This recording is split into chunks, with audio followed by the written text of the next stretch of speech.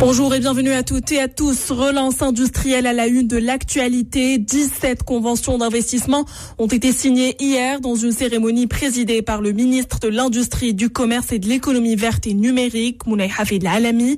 Le tout pour la coquette somme de 857 millions de dirhams. Une enveloppe qui profitera notamment au secteur agroalimentaire, du textile et de la plasturgie. Objectif, créer de l'emploi, éviter d'importer en devises et gagner en indépendance. On enchaîne avec les derniers chiffres du ministère de la Santé qui confirment la propagation vigoureuse du virus chez nous. 5461 nouveaux cas d'infection et 4892 guérisons ont été enregistrés au Maroc au cours des dernières 24 heures. Le nombre de décès est passé à 4506 avec 81 nouveaux cas recensés en 24 heures seulement, soit un taux de létalité de 1,7%. Au niveau mondial, la pandémie du nouveau coronavirus a fait au moins 1 275 000 morts dans le monde depuis que le bureau de l'OMS en Chine a fait état de l'apparition de la maladie fin décembre. Plus de 51 millions de cas d'infection ont été officiellement diagnostiqués depuis le début de l'épidémie. Les États-Unis sont le pays le plus touché, tant en nombre de morts que de cas. Suivent le Brésil, l'Inde, le Mexique et le Royaume-Uni.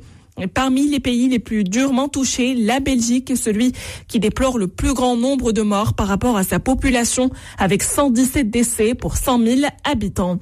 Aux États-Unis, Joe Biden presse le pas dans la transition alors que Donald Trump ne concède toujours pas sa défaite. Le président américain élu a choisi hier soir Ron Klain, un démocrate chevronné, pour être son chef de cabinet à la Maison-Blanche. L'homme avait notamment coordonné la réponse américaine à la crise Ebola en 2014.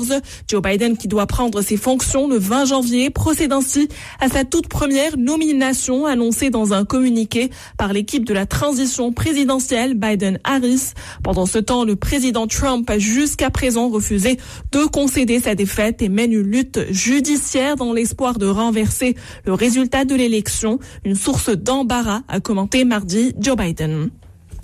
Et dans l'actualité proche-orientale, le Liban et Israël, deux voisins officiellement en guerre, ont achevé aujourd'hui un troisième cycle